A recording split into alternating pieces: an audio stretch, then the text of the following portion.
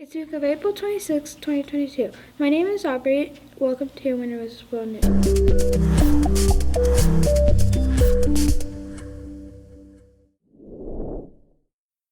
On April 9, 2022, 4 civilians made history at the first all-private astronaut team to make the International Space Station, or ISS for short. 4 people each paid $55 million for the trip and will spend 8 days on the orbiting science laboratory. The groundbreaking mission, called AX-1, was organized by Houston, Texas, based on Axiom Base in partnership with SpaceX and NASA.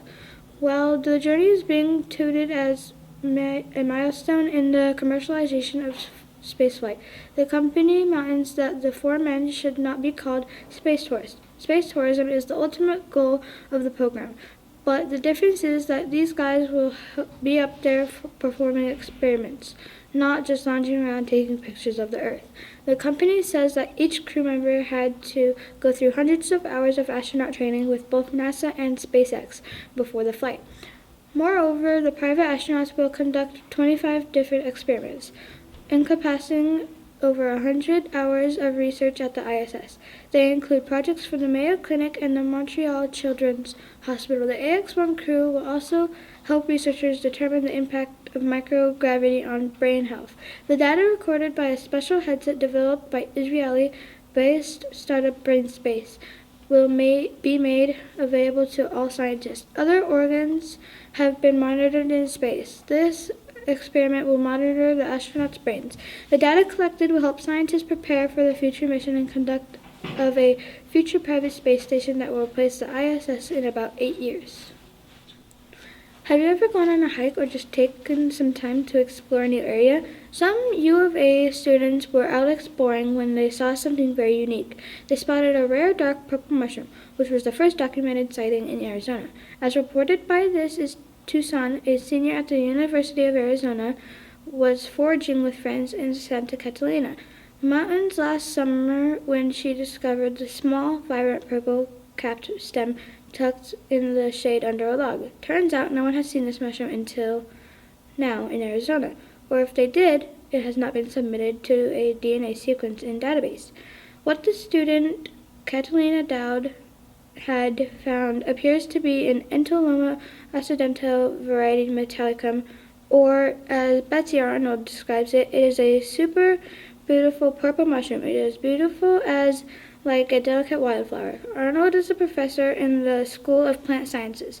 This rare mushroom is usually found in low to mid elevation forest areas. The dried mushroom has been added to a collection of over 4,000 dried fungus at the University of Arizona. Now let's go over to Mr. Bourne with a weekly update.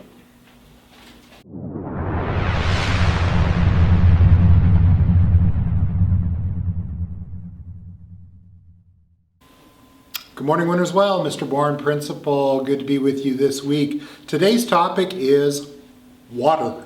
That's right, I want to talk about water. It is getting to be deep into the spring. It's getting hotter out there, you have probably noticed. Very hot during the recesses in particular as we get into the afternoon. So boys and girls, just want to remind you the importance of water. It is not something that we need to forget about or take for granted. Water, very, very, very essential. So make sure you are bringing a water bottle from home, one that can be refilled. That would be the easiest way to have water throughout the day. Of course, follow your teacher's procedures on where it gets stored and how you drink throughout the day, but you definitely want to be hydrated. Every year we do start to see kids get headaches and get sick playing out on the playground just because it gets so hot. So again, please keep yourselves hydrated as we get closer to the end of the year.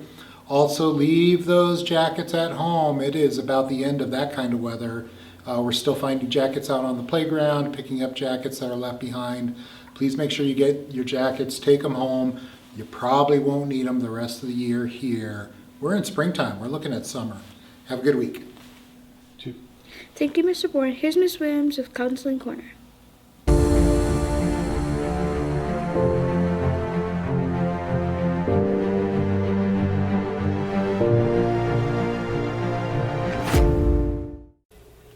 Hey Hey, Saddle Mountain, it's Mrs. Williams with a message from the Counseling Corner. So this month we have been focusing on generosity and showing others being generous. Well, generous means to be giving.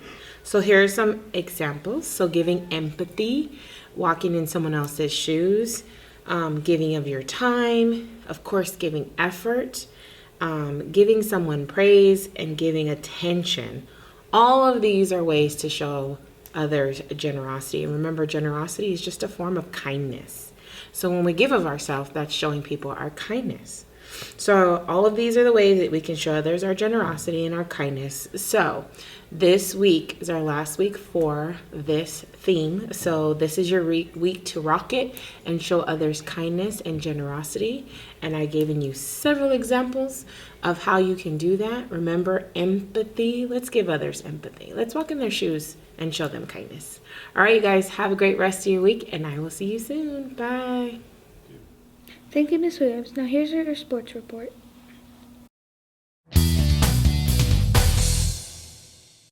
Welcome to sports. My name is Aubrey. The Diamondbacks are currently 3-6 in this young season. They are struggling to get runs and currently have a league-low 21 runs scored. One bright spot so far is that they have only allowed 41 runs, which is right in the middle of the league standings, thanks to their pitching. The Arizona Coyotes will play their final game in the city of Glendale this Friday against the Nashville Predators. With the Coyotes currently sitting in the last place, they have a good chance at landing the number 1 pick in this year's draft. The Suns have started their playoff run. The first round has them up against the New Orleans Pelicans. The first game of the playoffs was a 110-99 victory for the Suns. The Suns' defense was looking real good in the first game with DeAndre Ayton's game-high 4 blocked shots. That is all for today. See you next time on Sports News. Now let's go over to entertainment news.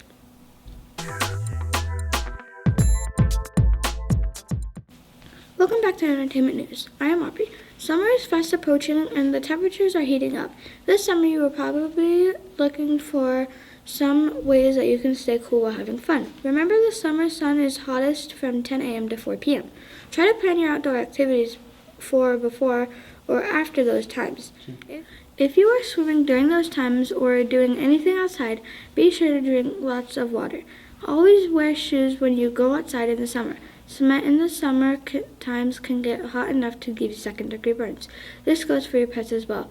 If it is too hot for you to be barefoot, it is too hot for your pet to be out there. Make sure to wear sunscreen, even if you are not going to be playing in the water. Also, make sure that you are reapplying the sunscreen when it is recommended. There should also never be little kids or kids that don't know how to swim around a pool without adult supervision ever. Also, be very careful when getting into a car in the summertime. The exposed metal from seatbelts, headrests, and other parts can get very hot. See you next time on Entertainment News. Now it's time for Fun Fact Trivia.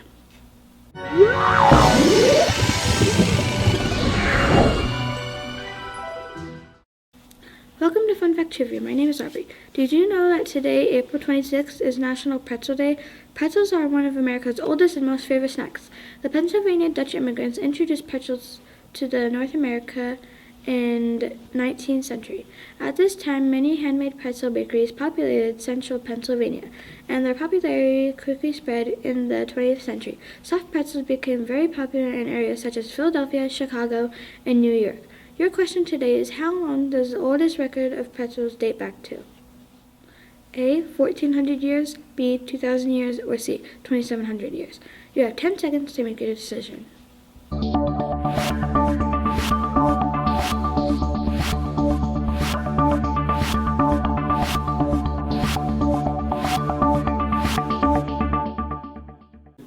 If you said A, 1,400 years, you are correct. The oldest pretzel records date back to about 1610 AD, when Italian monks reportedly created pretzels as a treat for kids who did a good job learning their prayers. Fun fact, the average American eats about 1.5 pounds of pretzels a year, while the average person from Pennsylvania eats about 18 pounds of pretzel per year. See you next week on Fun Fact Trivia.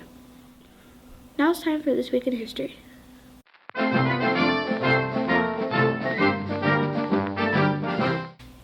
Hello and welcome to This Week in History. I'm Aubrey. On April 26, 1986, the world's worst nuclear power plant had an accident occurred at the Chernobyl nuclear power station in the Soviet Union. 32 people died and dozens more suffered radiation burns in the opening days of crisis. But only after Swedish authorities reported the fallout did Soviet authorities reluctantly admit that an accident had occurred. The Chernobyl station was located about 65 miles north of Kyiv in the Ukraine.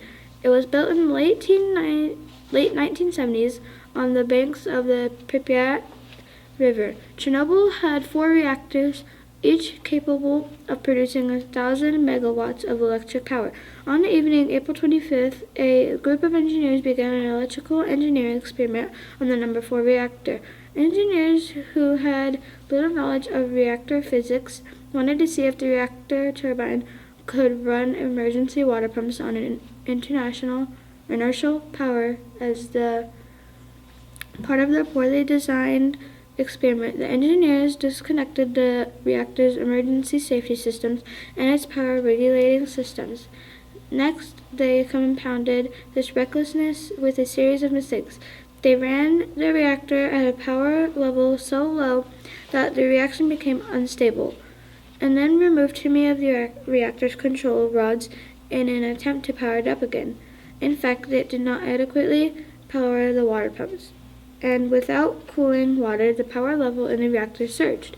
In the opening days of the crisis, 32 people died at Chernobyl and dozens more suffered radiation burns.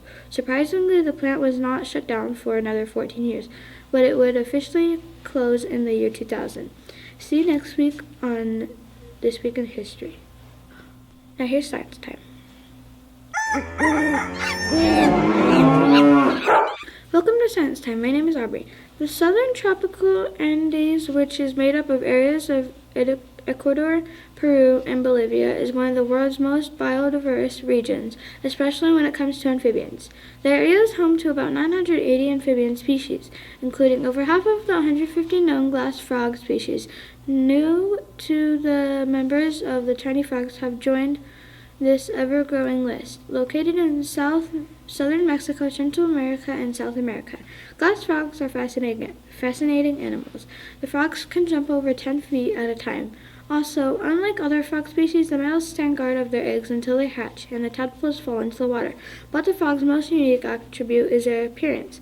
While the frog is typically bright green, the underside lacks color pigments and is translucent. As a result, the animal's internal organs, beating red heart, white liver, and digestive system, and in the case of females, a cluster of green eggs, are clearly visible. See you next week with more Science Time.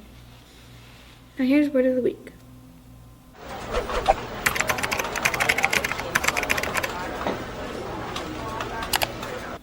Welcome to Word of the Week. My name is Aubrey. This week's word is polyglot. Polyglot is an adjective that means knowing or using several languages. Here's how you can use it in a sentence. Many big cities around the world have polyglot communities made up of many different cultures. See you next time on Word of the Week. That is all for this episode of Winnersville News. See you next week.